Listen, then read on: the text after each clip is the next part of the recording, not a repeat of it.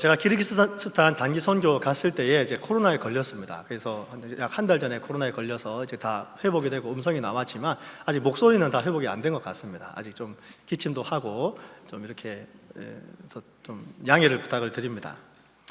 2007년에 더 버킷리스트라는 영화가 나왔습니다. 이런 보신 분도 계실 텐데요. 우리 포스터를 한번 보여주시죠. 포스터 여러분 뭐가 보이시나요? 우리 커피 브레이크식으로 뭐를 관찰하실 수 있으신가요? 귀납적 성경 연구 하듯이 포스터를 보시면서 여러분 무엇을 관찰하실 수 있으십니까? 더 버킷리스트라는 영화 제목이 보이고요. 또 잭 니콜슨과 모건 프리먼이 주연한 영화입니다. 두 사람이 보입니다. 그리고 포스터에는 가운데에 아마 조금 글씨가 작아서 안 보일 수도 있지만 Find the Joy라는 글자가 있고 그 글자를 사이에 두고 두 주인공이 이 두 노년의 남자가 서로를 바라보며 아주 크게 환하게 웃고 있습니다. 그런데 지금 이 두 사람은 영화상의 스토리상으로는 지금 시한부 인생을 살고 있습니다. 의사가 말하기를 당신은 이제 곧 죽을 것입니다라는 이야기를 했습니다. 이 두 사람의 죽음이 코앞에 있습니다. 이 두 사람의 코앞에 죽음이 있는 것이죠. 그런데 포스터에는 이 두 사람의 코앞에 Find the Joy라는 글자를 새겨두었습니다. 영화의 내용은 이렇습니다. 이 영화의 주인공 두 사람은 각기 다른 인생을 살아왔습니다. 하나님과 신앙에 대한 생각도 서로 다릅니다. 재산 정도는 많이 다릅니다. 한 사람은 너무 부자고 한 사람은 그냥 미국의 서민처럼 중산층처럼 살아가고 있었습니다. 그리고 관계와 가정에 대한 생각도 달랐습니다. 이 다른 두 사람이 서로를 마주보며 아주 환하게 웃고 있는 것이죠. 죽음이 코앞에 있다는 것을 알면서도 아주 환하게 웃고 있습니다. 그렇게 두 사람이 마주보고 웃게 된 이유는 그 두 사람이 한 병실에 입원했기 때문이었습니다. 죽음이 코앞에 있는 두 사람이 죽기 전에 해보고 싶은 일들을 해보자라는 마음을 모아서 그것들을 하나하나 하면서 일어난 일을 영화로 만든 것입니다. 그렇게 하다가 서로에 대하여서도 더 깊이 알게 되고 삶과 죽음에 대해서도 서로 이야기를 나누어 보기도 하고 또 하나님과 신앙에 대해서 두 사람의 생각이 다르다는 것도 여러 번 확인하게 되었습니다. 그리고 자기 성격대로라면 결코 죽을 때까지 하지 않을 일들을 바로 그 상대방 때문에 하게 되는 일도 영화상에 등장하게 됩니다. 그리고 결국 두 사람 다 병으로 죽음을 맞이하게 되고 버킷리스트 중에 하나였던 히말라야 산 정상에 두 사람이 다 올라갑니다. 물론 살아서 올라가는 것이 아니라 죽은 다음에 올라가게 됩니다. 죽고 난 다음에 소원이 이루어집니다. 영화의 마지막은 죽기 전에만 버킷리스트가 이루어지는 것이 아니라 죽고 난 다음에도 버킷리스트가 이루어질 수 있다는 것을 보여줍니다. 인간이 바라는 소원이 이루어질지 이루어지지 않을지 그것도 모르고 죽는 것이 우리 인간이라는 것을 보여주는 것 같습니다. 또 이 영화의 미국 포스터에 쓰여진 카피는 Find the Joy입니다. 죽기 전에 즐거움을 찾아보라는 이야기 같습니다. 이 영화에서 이야기하는 Find the Joy의 의미가 무엇일까요? 하고 싶은 것 다 하고 죽으라는 이야기 같습니다. 죽게 되면 하지 못하니까 후회하지 말고 죽기 전에 하고 싶은 것 다 하고 그 즐거움을 찾아보고 죽으라고 이야기하는 것 같습니다. 인간의 욕구와 욕망에 대해서 많은 사람들이 연구했지만 그 중에 에브리암 메슬로우라는 사람이 있습니다. 그 사람이 인간의 욕구를 5단계로 분류했습니다. 첫 번째 단계는 생리적인 욕구입니다. 두 번째는 안전의 욕구, 그 다음에 애정과 소속의 욕구, 그 다음에 존경의 욕구, 그 다음에 마지막으로 자기 실현의 욕구가 있다라고 이야기했습니다. 그리고 가장 상위에 있는 그 자아 실현의 욕구를 통하여서 인간을 해석해 보면 자기가 바라는 것을 꼭 하고 싶어 하는 것이 인간의 욕구이기 때문에 죽기 전에 반드시 그 욕구를 따라서 버킷리스트를 만들어 보라라고 영화에서 이야기하는 것입니다. 사랑하는 성도 여러분, 여러분도 버킷리스트가 있으신가요? 아직까지 해보지 못한 일 중에서 여러분이 죽기 전에 내 인생이 이 땅에서의 삶이 끝나기 전에 꼭 하고 싶은 일이 있으십니까? 아직 없으시다면 한번 만들어 보시는 것도 좋을 것 같습니다.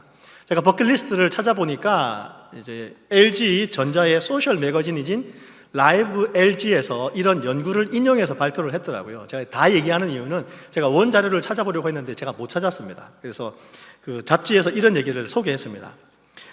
프린스턴 대학에서 한 연구를 진행했는데 1985년에 사람들에게 버킷리스트를 만들어 보라고 제안했다고 합니다. 그리고 15년이 지난 2000년 4월 달에 그 사람들, 버킷리스트를 만들어 보라고 한 사람 중에서 버킷리스트를 만들지 않은 사람과 버킷리스트를 만든 사람들을 비교해서 발표를 했습니다. 연구를 했더니 버킷리스트를 성실하게 작성한 사람이 사회적인 위치가 더 높았다고 합니다. 재산은 평균 2.8배가 많았다고 합니다. 안 놀라시나요? 재산을 3배 불릴 수 있는 방법인데요. 버킷리스트를 작성한 사람의 90% 정도가 자기 생활에 만족하고 있고 이혼하지 않았고 행복한 가정생활을 하고 있었다고 합니다. 자신이 바라는 것이 무엇인지 또 내가 누군지 분명하게 알고 있는 사람이 어떤 삶을 사는지 보여주는 연구 결과라고 생각합니다. 그래서 오늘 예배드리고 집에 가셔서 식구들이랑 저녁 식사 하시면서 한번 이야기해 보십시오. 나의 버킷리스트는 이거다. 나는 이런 사람인데 이런 사람이기 때문에 내가 죽기 전에 꼭 해보고 싶은 것들은 이런 것이다. 우리 식구들하고도 이야기해 보시고요. 지금 목장이 자율사역 기간 중이지만 우리 목장 식구들끼리 뭐 바베큐를 하시거나 만나서 이야기할 기회가 있으시면 또 이런 거는 이제 모닥불 피워놓고 불멍하면서 이야기하면 너무 좋잖아요. 그래서 불멍하시면서 나의 버킷리스트는 어떤 것이다 이야기해 보셔도 좋겠습니다. 오늘 하나님께서 우리에게 주신 본문 역대상 29장은 역대상의 마지막 장입니다. 이제 29장을 끝으로 역대상이 끝이 나는데 29장에서 다윗의 이야기가 끝이 나고 역대하가 시작되면서 우리 통일왕국의 마지막 왕이었던 솔로몬의 이야기가 시작이 됩니다. 여러분 다윗에 대해서 얼마나 알고 계시나요? 저에게 성경 인물 중에서 좋아하는 사람을 이야기해 보라 그러면 다윗은 결코 빠지지 않습니다. 사도 요한도 좋아하고 바울도 좋아하고 좋아하지만 다윗을 생각하면 할 이야기들이 너무너무 많죠. 하나님의 마음에 합한 사람입니다. 또 수많은 시편을 노래했던 사람이고 직접 악기도 연주했던 사람이죠. 싱어송라이터지 않습니까? 곡도 쓰고 노래도 하고 남자가 곡도 쓰고 노래도 하고 너무 멋있지 않습니까 여러분? 그의 빛이 붉고 눈이 빼어나고 얼굴이 아름다운 사람이라 그랬습니다. 농담 한마디 더 했다가 큰일 날 것 같아서 차마 여기까지 나오는데 그 다음을 못하겠네요. 작은 몸으로 골리앗을 이겼던 사람입니다. 목동으로 태어났지만 이스라엘의 왕이 된 사람, 그 사람이 바로 다윗입니다. 근데 그런 다윗에게도 꼭 하나 이루고 싶은, 죽기 전에 꼭 하고 싶었던 버킷리스트가 있었습니다. 여러분 다윗의 버킷리스트가 무엇이었습니까? 바로 성전을 건축하는 것이죠. 다윗은 죽기 전에 꼭 성전을 건축하고 싶었습니다. 아니 이스라엘의 왕이 되었는데 이스라엘의 왕이라면 모든 것을 다 누리고 살 텐데 그의 부와 그의 권력을 생각하면 정말 죽기 전에 바라는 것이 하나도 없을 수도 있을 텐데 다윗은 꼭 죽기 전에 성전을 건축하고 싶어 했습니다. 그런데 다윗은 그 성전을 짓지 못합니다. 하나님의 영광이 임하시는 그 성전을 짓고 싶어 하지만 바로 그 자신의 소원의 대상이었던 하나님에 의해서 다윗의 소원이 거절을 당합니다. 사실 오늘 설교의 부제는 좌절한 아버지의 자녀를 위한 기도일 수도 있을 텐데요.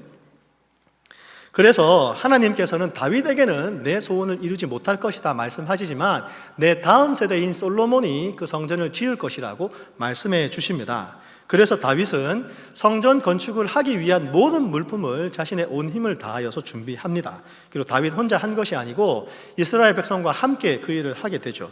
그리고 그것이 다 준비되었을 때에 다윗은 역대상 29장에서 하나님 앞에 예배를 드립니다. 그 예배를 드리면서 하나님께 드린 기도가 오늘 본문에 기록되어 있는 것이죠. 그리고 오늘 이제 본문이 좀 길어서 다 읽진 않았지만 다윗은 하나님께 예배를 시작하면서 하나님의 이름을 송축하는 것으로 시작합니다. 하나님, 내가 하나님의 이름을 축복합니다. 하나님의 이름은 축복받으실 만합니다라는 그 송축으로 다윗의 기도를 시작하죠. 그리고 다윗은 또 고백하기를 모든 것이 다 하나님의 것이라고 기도하고 있습니다. 위대하신도 하나님의 것입니다. 권능도 하나님의 것입니다. 영광도 하나님의 것입니다. 승리와 위엄도 다 하나님의 것입니다라고 고백합니다. 다 젖는 게 아니라 다 하나님의 것이죠. 다 젖는 게 아니라 다 하나님의 것입니다. 다 하나님의 것입니다. 천지에 있는 모든 것이 다 주님의 것이라고 고백합니다. 주권도 주님의 것이라고 고백합니다. 주님이 만물의 머리이신 것을 고백합니다. 이스라엘의 왕이 되어서 세상의 모든 것을 다 가졌다고 말할 수 있는 그 다윗이 모든 것이 다 주님의 것이라고 고백하고 있습니다. 다윗은 또한 부와 귀도 주님께로 말미암는다고 고백하고 있습니다. 다윗의 입장에서는 당연한 고백이지 않겠습니까? 목동의 아들로 태어났는데 어느 날 어린 시절에 자기의 집에 선지자 사무엘이 찾아옵니다. 그리고 자기를 굳이 불러서 자기의 머리에 기름을 부어줍니다. 골리앗을 죽입니다. 그리고 사울 왕의 사위가 되더니 역적이 됩니다. 그래서 사울 왕과 3,000명의 용사가 다윗을 죽이기 위해서 쫓아다닙니다. 자신은 결코 사울을 죽이지 않았지만 결국 사울은 블레셋의 손에 의해서 죽게 되고 다윗은 이스라엘의 왕이 됩니다. 주님께서 만물의 주제가 되시고 주님의 손에 권세와 능력이 있으므로 누구든지 크게 하시려면, 누구든지 강하게 하시려면 하실 수 있는 분이 주님이시라고 다윗은 고백하고 있습니다. 다윗의 고백으로는 당연한 것이죠. 다윗은 왕이었던 사울의 죽음보다 강한 질투를 이겨냈습니다. 사실 한 사람이 나를 미워해도 사실 인생이 힘든데, 관계가 어려우면 힘들잖아요. 근데 왕과 3,000명의 용사가 자기를 죽이기 위해서 쫓아다닌다고 생각해 보십시오. 근데 그런 다윗은 어려움 가운데에서 그런 어려움을 이겨내었습니다. 그리고 고백하기를 주님께서 하셨다라고, 주님께서 하실 수 있다라고 고백하고 있는 것이죠. 다윗이 사울을 죽일 수 있는 기회가, 결정적인 기회가 2번이나 있었음에도 불구하고 다윗은 사울을 죽이지 않았고 결국 하나님에 의해서 다윗이 왕이 된 것을 체험한 다윗은 부와 귀가 주님께로 말미암는다고, 주님께서 세우시고 주님께서 크게 하시고 주님께서 강하게 하신다라고 하나님 앞에 고백하고 있는 것이죠. 그리고 왕이 된 다음에도 여러 가지 사건이 있었지만 다윗이 역대상 21장에서 하나님 앞에서 인구조사의 범죄를 지르게 됩니다. 다윗이 교만해져서 자기의 힘이 얼마나 되는지, 이스라엘 가운데 전쟁에 나갈 만한 사람이 몇 명이나 되는지 조사하고 난 다음에 하나님의 징벌을 받게 되죠. 그리고 하나님의 징벌 가운데 다윗은 하나님의 직접적인 징벌을 선택합니다. 그래서 이스라엘의 단에서 브엘세바까지 하나님의 전염병이 돌아서 7만 5천 명이나 되는 사람이 죽습니다. 그리고 여호와의 사자가 예루살렘도 치려고 할 때에 하나님께서 잠깐 그 여호와의 사자를 멈추게 하셨을 때에 그 여호와의 사자가 오르난의 타작마당 옆에 서게 되고 선지자 갓은 다윗에게 제단을 쌓아서 하나님께 번제와 화목제를 드리라고 이야기해 줍니다. 그리고 그때에 다윗은 하나님의 영광을 보게 됩니다. 그리고 22장 이후부터 다윗은 성전을 짓기 위한 기록을 하고 있습니다. 그런 시절을 보내면서 지금 다윗은 여호와의 언약궤, 곧 하나님의 발판을 봉헌할 성전할 마음의 소원을 품고 있는 것이죠. 그리고 그 모든 재료를 준비하고 난 다음에 모든 것이 주님의 것인데 우리가 주님의 것을 주님께 드렸다라고 고백하고 있습니다. 그리고 이 예배를 드리면서 다윗은 자신이 사유한 금, 자신이 개인적으로 소유한 금 3,000달란트와 은 7,000달란트를 드립니다. 여러분, 금 3,000달란트는 지금의 수치로 이야기하면 금 110톤입니다. 여러분, 금 110톤이 얼마나 되는지 아시나요? 2019년에 우리 발표했는데 위키피디아에 보면 우리의 조국 대한민국이 보유한 금 보유량은 금 104톤입니다. 우리 대한민국이 보유한 금이 104톤이죠. 물론 미국이야 8,000톤 이상의 금이 있지만 대한민국이란 나라가 소유한 금이 104톤인데 지금 다윗은 하나님께 예배드리면서 금 110톤을 지금 드리고 있는 것이죠. 물론 다윗이 성전 짓기를 준비하면서 하나님께 드린 금은 따로 있습니다. 역대상 기록에 보면 다윗이 금 10만 달란트, 은 100만 달란트를 드렸고 철과 돈 같은 그런 금속은 셀 수 없을 만큼 드렸다라고 성경은 기록하고 있습니다. 물론 금 10만 달란트, 은 100만 달란트로 그렇게 이야기해 두었기 때문에 이 문자적인 수치인지 아니면 상징적인 수치인지 좀 질문을 할 수 있지만 어쨌든 성전을 준비하기 위해서, 성전 건축을 준비하기 위해서 은과 금은 많이 준비해 두고 지금 하나님께 다윗이 역대상 29장에서 다윗이 하나님께 드리는 것은 다윗이 개인적으로 소유했던 금을 하나님께 지금 드리고 있는 것입니다. 금 110톤 상상이 되시나요? 얼마의 금액이 될지. 우리가 흔히 아는 금은 주로 한 돈, 두 돈 생각하잖아요. 언제 우리가 톤으로 금을 소유할 일이 있습니까? 금 한 돈, 두 돈. 기껏해야 한 양 아닙니까, 여러분? 금 많이 두신 분 있으신가 보죠. 한 양보다 더 많이. 금 한 돈 3.75g이 지금 시세로 210불 정도 한답니다. 물론 지금 달러가 많이 오르긴 했지만 금 110톤이면 상상을 초월하는 금액이죠. 은 260톤도 마찬가지일 것입니다. 그런 엄청난 양의 금과 은을 성전을 짓기 위해서, 또 성전을 드리는 예배를 드리면서 지금 다윗이 하나님께 드리면서 이 모든 것이 다 주님의 것이며 나는 지금 주님의 것을 주님께 드린다라고 다윗은 고백하고 있는 것이죠. 이렇게 많은 금 우리도 가지고 주님께 좀 드리면 좋지 않겠습니까? 할렐루야. 예. 근데 원래 왕이 이렇게 많은 금을 가지고 있는 이유가 있습니다. 이렇게 왕이 금들을 많이 모아두는 이유는 전쟁에서 용병을 고용하기 위해서 금을 갖고 있습니다. 그래서 용병을 구해서 전쟁에 나가서 전쟁에 이김으로 나라를 정복하고 나라를 정복해서 더 많은 땅, 더 많은 백성을 통하여서 더 많은 세금을 거둬들이는 것이 왕의 삶의 목적이기 때문에 그런 금들을 가지고 있는 것이고, 또 하나 혹시 전쟁에 졌을 때에, 전쟁에 패배했을 때에 전쟁 배상금으로 왕들이 금을 내어놓게 되어 있습니다. 성경의 기록을 봐도 우리 히스기야 왕도 전쟁에 패해서 금을 상대국인 우리 아수르 왕에게 주었던 이야기들이 기록되어 있고, 우리 역사상으로도 나라와 나라가 전쟁했을 때에 전쟁 배상금이라는 게 있습니다. 전쟁에 패배한 나라가 상대 국가에 승전한 나라에 금을 전쟁 배상금으로 주는 것이죠. 그래서 전쟁을 치르게 되어 있는데요, 다윗은 그 금으로 용병을 사서 전쟁하고 전쟁에 승리해서 더 큰 나라를 만들 수도 있었을 것입니다. 지금 게다가 하나님께서 너는 성전을 짓지 못한다 라고 말씀하셨음에도 불구하고 더 큰 나라를 만들기 위해서 그 금을 사용한 것이 아니라 다윗은 금 3,000달란트로 하나님의 인재를 체험할 수 있는 하나님의 성전을 짓기 위해서 하나님의 것을 하나님께 드린다라고 고백하고 있는 것이죠. 왜 다윗이 하나님의 언약궤를 모실 수 있는 그 성전을 짓는 것을 자기 마음의 소원으로 삼았을까요? 왜 다윗에게는 성전을 건축하는 것이 가장 큰 소원이었을까요? 자신의 버킷리스트로 왜 다윗은 성전을 건축하는 것을 그 버킷리스트로 삼았을까요? 자기의 생명값이 될지도 모르는 그 금들을 왜 하나님 앞에 성전을 건축하는 일에 사용하려고 했었을까요? 다윗은 역대상 21장에서 오르난의 타작마당에 임했던 하나님의 영광을 보았던 사람입니다. 자기가 전쟁에서도 승리했고 나갈 때마다 전쟁에 승리하여서 하나님께서 복을 더하여 주셨는데, 자신의 범죄로 인하여서 하나님의 심판이 임하자 자신이 할 수 있는 것은 아무것도 없었습니다. 전염병으로 인해서 7만 5천 명이나 되는 수많은 자신의 백성들이, 이스라엘의 백성들이 죽는 것을 보았음에도 불구하고 다윗이 할 수 있는 것은 아무것도 없었습니다. 그런데 언제 재앙이 그쳤습니까? 하나님 앞에서 제단을 쌓고 번제와 화목제를 하나님 앞에 올려드렸을 때에 그 재앙이 그쳤습니다.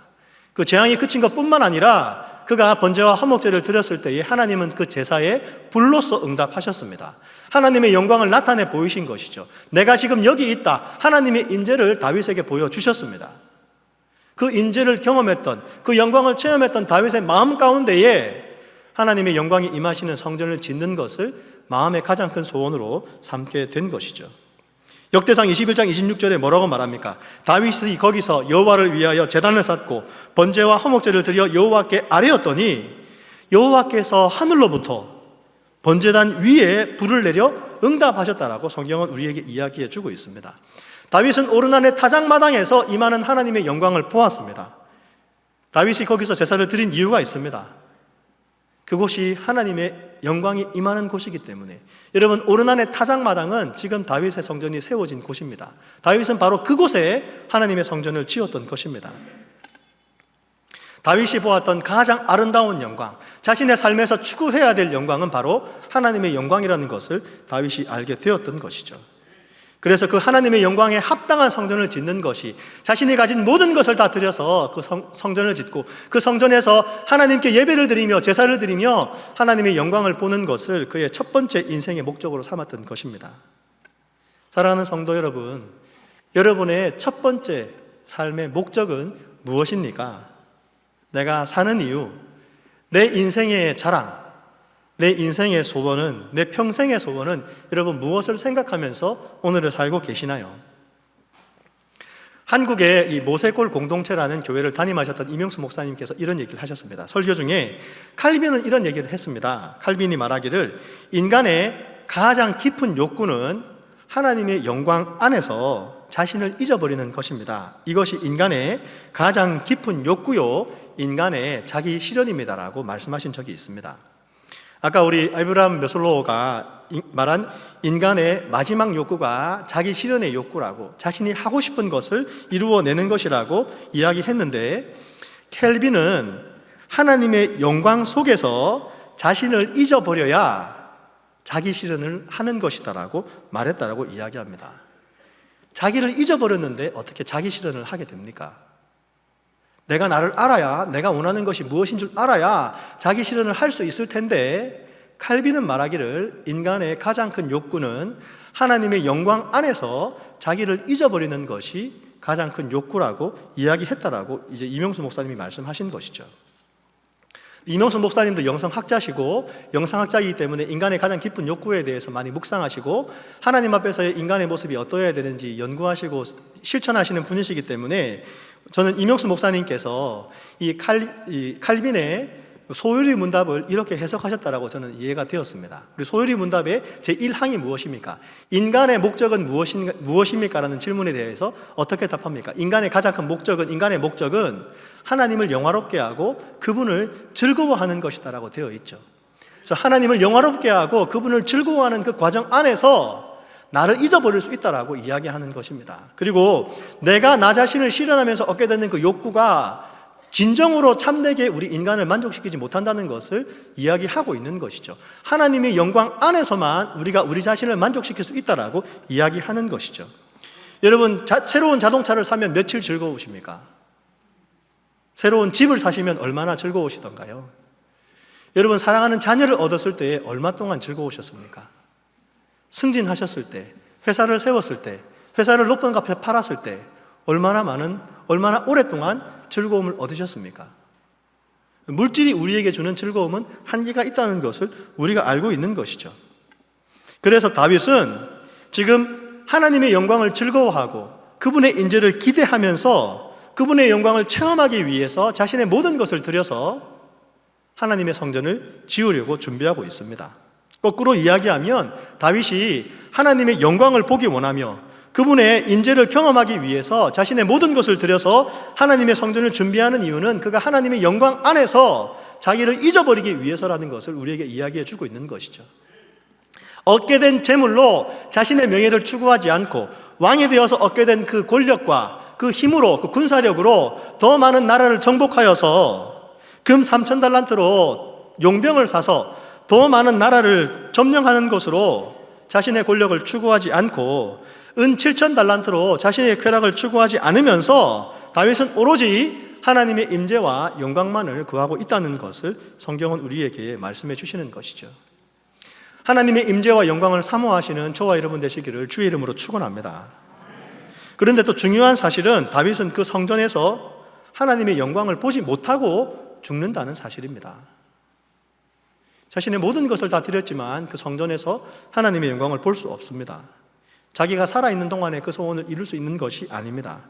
자기가 죽고 난 이후에 이루어질 수 있는 그 소원을 위해서 지금 다윗은 자신의 모든 것을 들여서 준비하고 있다는 사실을 성경이 말씀해 주시는 것이죠. 사랑하는 여러분, 하나님 주신 재물로 무엇을 하는 것이 여러분의 소원입니까? 여러분, 그 돈으로 뭐 하실 거예요? 그 돈이나 좀 있었으면 좋겠다 그렇게 생각하시나요? 실리콘밸리 사시면서 물론 그런 분도 있을 수 있지만 하나님께서 필요를 채워주시기를 축원합니다. 하지만 여러분 돈 있으시잖아요. 여러분 그 재물로 뭐 하실 겁니까? 또한 다윗은 기도 중에 29장 18절 말씀 보시면 다윗은 또 이스라엘 백성들을 위해서 기도합니다. 우리 말씀 같이 한번 읽어보겠습니다. 시작. 우리 조상들 아브라함과 이삭과 이스라엘의 하나님 여호와여, 주께서 이것을 주의 백성의 심중에 영원히 두어 생각하게 하시고 그 마음을 준비하여 주께로 돌아오게 하시오며. 다윗은 지금 이스라엘 백성들을 위해서 기도하고 있습니다. 무엇을 기도합니까? 이스라엘 백성들이 영원히 이것을 기억하게 해달라고 기도하고 있습니다. 이것이 무엇입니까? 다윗 왕과 이스라엘 백성들이 함께 힘을 합하여서 하나님의 성전을 짓기 위해서 준비했다는 것을 기억하게 해달라고 기도하고 있는 것이죠. 그런데 어떻게 기억하게 해달라고 기도합니까? 영원히 기억하게 기도합니다. 영원히. 영원히가 무엇입니까? 우리의 다음 세대가 이것을 기억하게 하여 주옵소서. 우리의 다음 세대의 다음 세대가 이것을 기억하게 하여 주옵소서. 우리의 다음 세대의 다음 세대의 다음 세대가 이것을 기억하게 해달라고 기도하고 있는 것이죠. 그리고 다음 세대의 다음 세대뿐만 아니라 영원히 이것을 기억하게 해달라고 기억하고 있는 것이죠. 하나님의 영광을 보기 위해서 우리가 하나님의 집을 지었다는 것을 다음 세대가 기억할 수 있도록, 다음 세대의 다음 세대가 기억할 수 있도록 온 이스라엘이 영원히 그것을 기억하게 해달라고 지금 다윗은 기도하고 있는 것입니다. 그리고 그 마음이 준비되어서 주님께로 돌아오는 일이 있게 해달라고 다윗은 기도하고 있는 것이죠. 다윗은 왕으로서 이스라엘 나라의 모든 백성의 삶 가운데에 하나님의 영광을 보는 것이 중요하다는 것을 알았습니다. 세대와 세대를 거듭하면서 하나님의 임재의 상징인 그 성전이 이스라엘 가운데 있는 것이 중요하다는 것을 알았던 것이죠. 그래서 다윗은 이스라엘이 그것을 영원히 기억하게 해달라고 기도하고 있습니다. 그리고 이제 다윗은 자기의 후계자인 솔로몬을 위해서 기도하고 있습니다. 어떻게 기도합니까? 우리 19절 말씀 보겠습니다. 같이 읽겠습니다. 시작. 또 내 아들 솔로몬에게 정성된 마음을 주사 주의 계명과 권면과 율례를 지켜 이 모든 일을 행하게 하시고 내가 위하여 준비한 것으로 성전을 건축하게 하옵소서 하였더라. 여러분, 다윗의 기도를 보십시오. 다윗이 이렇게 기도하지 않았습니다. 내 아들 솔로몬에게 내가 위하여 준비한 것으로 성전을 건축하게 하옵소서라고 기도하지 않았습니다. 하나님, 내 아들 솔로몬이 내가 준비한 것으로 성전을 건축하게 하옵소서라고 기도한 것이 아니라 성전을 건축하게 해달라는 기도 앞에 어떤 기도가 있었습니까? 무엇을 먼저 기도하였습니까? 솔로몬이 어떤 마음을 갖도록 기도했나요? 솔로몬에게 정성된 마음을 주시도록 기도했습니다. 하나님께서 솔로몬에게 정성된 마음을 주시도록 기도한 것이죠. 그리고는 솔로몬이 주의 계명과 권면과 율례를 지켜서 이 모든 일을 다 행할 수 있도록 기도하였습니다. 다윗은 하나님께서 솔로몬에게 정성된 마음을 주셔야지만 솔로몬이 성전을 건축할 수 있다는 것을 알았습니다. 재물을 준비해 두는 것으로 일이 이루어지지 않을 것이라는 것을 다윗이 알았던 것이죠.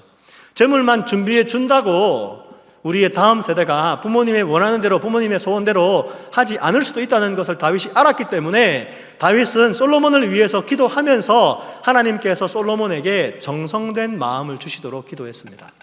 그리고 주의 계명과 권면과 윤리를 다 지켜서 그 모든 것을 다 행할 수 있도록 기도한 것이죠. 단순히 그의 후계자가 될 세자에게, 왕자에게 무엇을 이룰 수 있도록만 기도한 것이 아니라는 것을 성경이 우리에게 말씀해 주시는 것이죠. 성전을 건축할 수 있도록만 기도한 것이 아닙니다. 먼저 다윗이 구한 것은 정성된 마음을 하나님께서 솔로몬에게 주시도록 기도하였습니다. 여러분, 정성된 마음이 무엇일까요? 왜 다윗이 그렇게 기도하였을까요?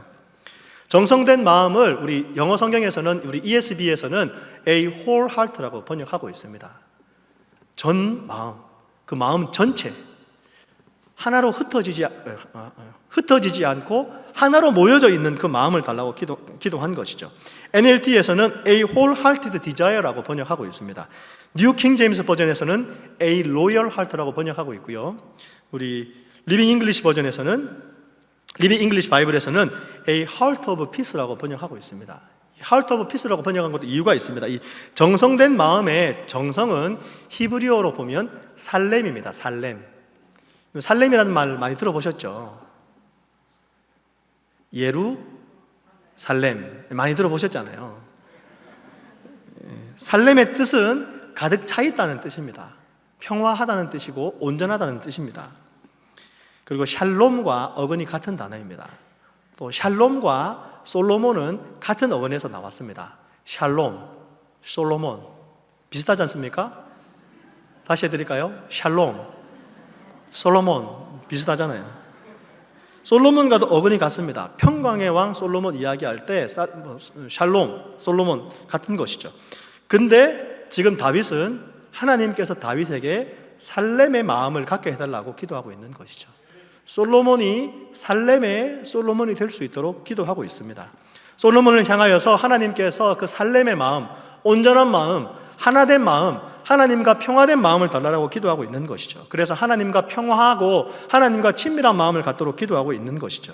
그래서 그 솔로몬이 하나님 앞에서 그 하나된 마음, 흩어지지 아니하는 마음, 하나님으로 꽉 찬 마음을 가지고 주의 계명과 권면과 율례를 지켜서 그 모든 일을 행하는 것으로 그 성전을 짓게 해달라고 다윗은 기도하고 있습니다.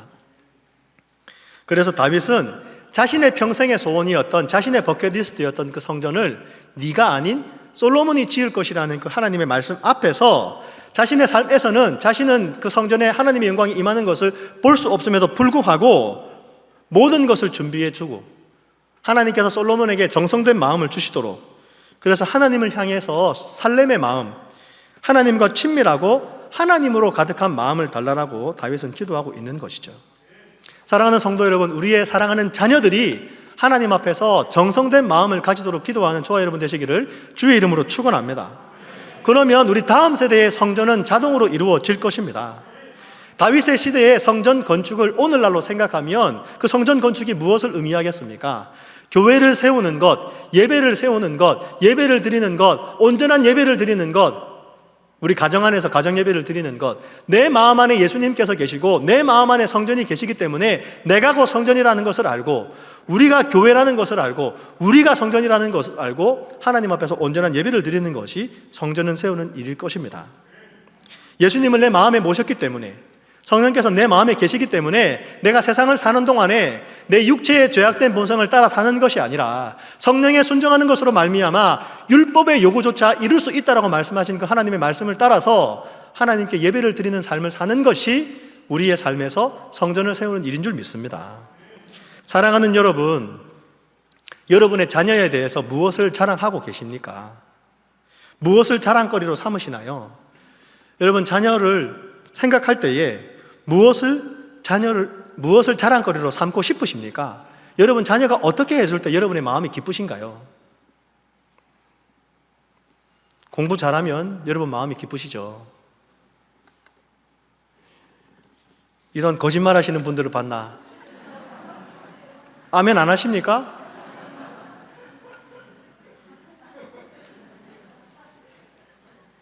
공부 잘하시면 여러분 자랑스럽잖아요. 아직도 솔직하지 않으시네요. 저랑 여러분의 관계가 그런 관계입니까? 학교에서 리더십이 좋으면 여러분 자랑거리가 되죠. 신앙이 좋으면 여러분 자랑거리로 삼으시나요? 여러분의 자녀가 믿음이 좋으면 자랑거리로 삼으십니까? 하나님을 사랑하고 하나님을 사랑하기 때문에 다른 사람을 섬길 줄 아는 사람이 되면 여러분 자랑거리로 삼으시나요? 선교사로 헌신하면 자랑거리로 삼으시나요? 아멘 소리가 줄어들죠. 목사가 되겠다 그러면 여러분 자랑거리로 삼으시나요? 아, 그건 아니지. 그러시진 않으십니까?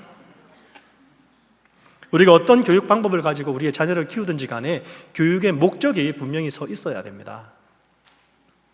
자녀의 주인이 하나님이라는 것을 우리의 삶으로 보여줄 수 있어야 됩니다. 우리의 말뿐만 아니라 우리의 행동으로, 우리의 삶으로, 우리의 실존으로 보여주어야 되는 것이죠. 자녀는 하나님의 기업이라는 하나님 말씀에 따라서 기업이 무엇입니까? 기업은 무엇입니까? 물려준 유산이죠. 근데 하나님의 기업이기 때문에 자녀는 하나님께서 물려주신 유산입니다.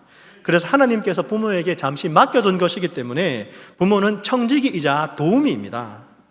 자녀를 키울 때에 내가 내 자녀를 하나님의 사람으로, 예수님의 제자로 키우겠다는 것을 목적으로 하지 않고 혹여나 이 자녀가 잘 돼야 내 노후가 좀 편할 텐데 그런 생각을 하시거나, 내 자녀가 나에게 기쁨을 주는, 내 자녀가 내 인생의 행복의 도구로 생각하시면 자녀에게 신앙의 유산을 물려주려는 그 목적이 실패하는 것이 거기서부터 시작이 됩니다. 여러분, 내년도가 우리 교회 선교의 해가 되는데요, 여러분, 이 세상에서 가장 중요한 선교지는 바로 가정입니다. 가장 어려운 선교지가 가정이기도 합니다. 우리 미국 이민교회는 사실 더합니다. 왜냐하면 우리의 자녀들과 언어가 다르죠. 문화도 다릅니다. 세대가 다릅니다. 생각하는 게 다릅니다. 돈 쓰는 게 다릅니다, 여러분. 저도 자랄 때 부모님이 쓰시는 돈 쓰시는 것하고 제가 돈 쓰는 게 다른다는 것을 경험하면서 부모님께 그런 얘기를 들으면서 자라왔고요. 저도 지금 저희 조카네랑 두플렉스에서 한 지붕 두 가족으로 살고 있지만 저희 가정이 쓰는 돈 쓰는 것하고 우리 조카네가 돈 쓰는 게 다릅니다. 저는 돈이 있어도 거기에 돈을 안 쓰는데 우리 조카네는 돈이 없는데 거기에 돈을 쓰더라고요.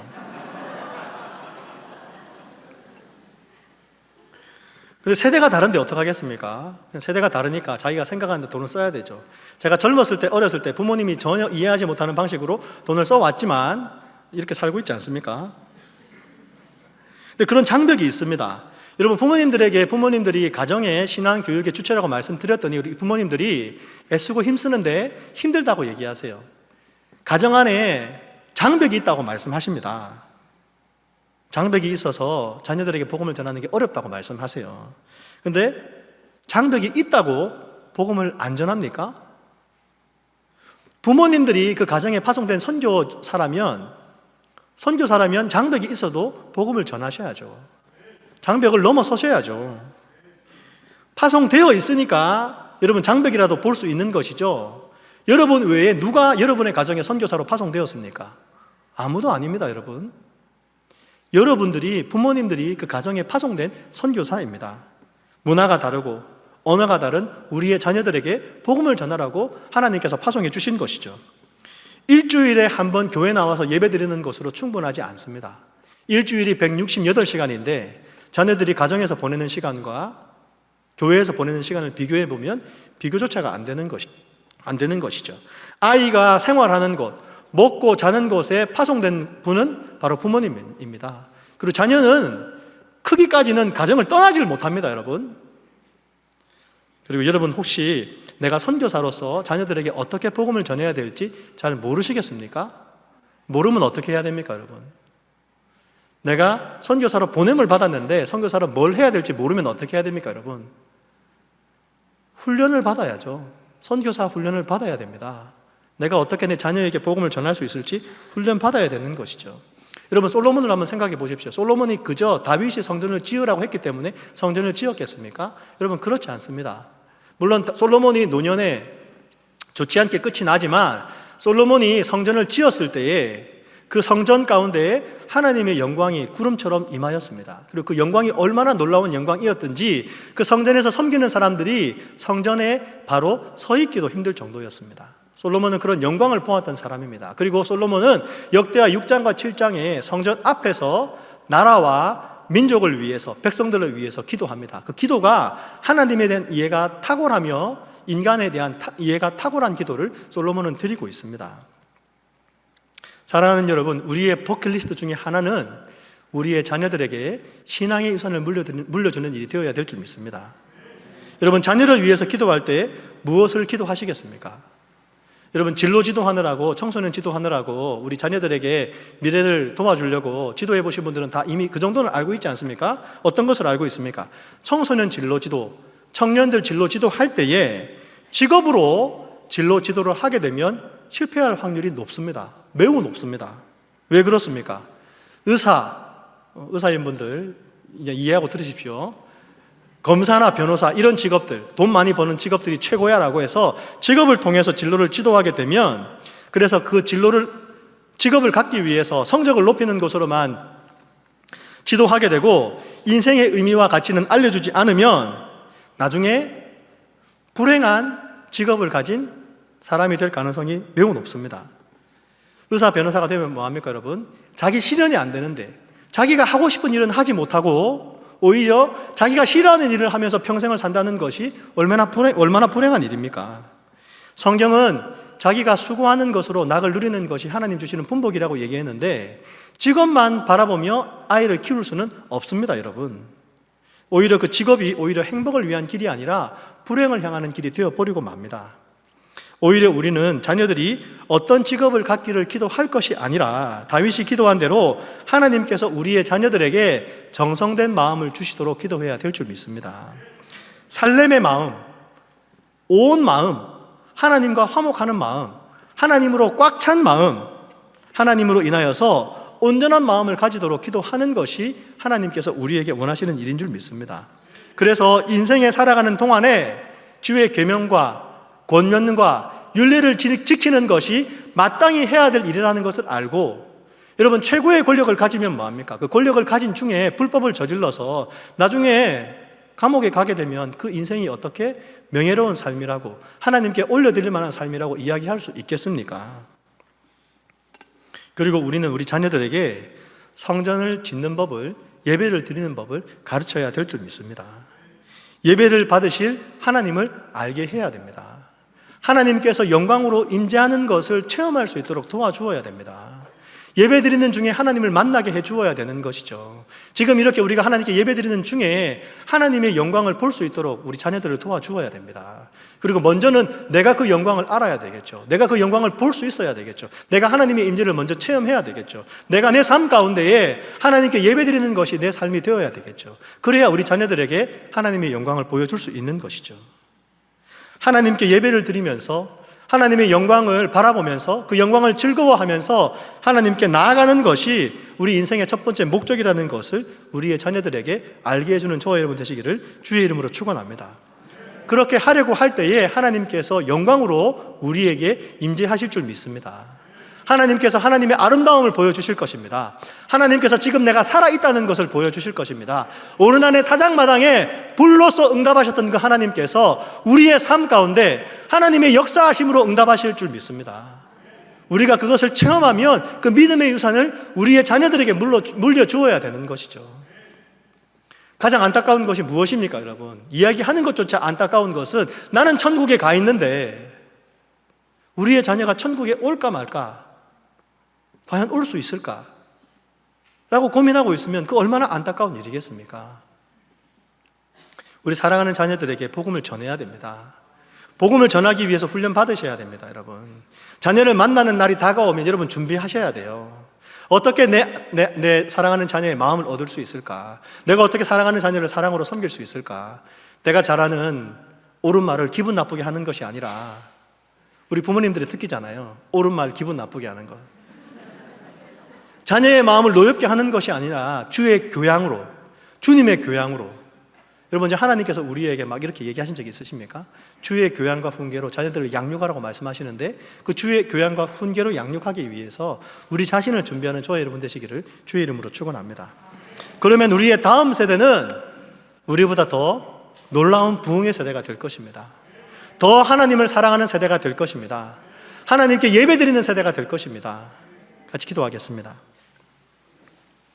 하나님, 우리에게 주님을 예배하는 것을 알려주시옵소서. 어떻게 주님의 아름다움을 바라보며 주님 앞에 나아가는 것을 알게 하여 주옵소서. 그리고 사랑하는 자녀들에게는 하나님을 예배하는 법을 알려주옵소서. 우리 사랑하는 자녀들이 주님 앞에 정성된 마음을 품고 살아갈 수 있도록 주님 인도하여 주옵소서. 예수님 이름으로 기도합니다.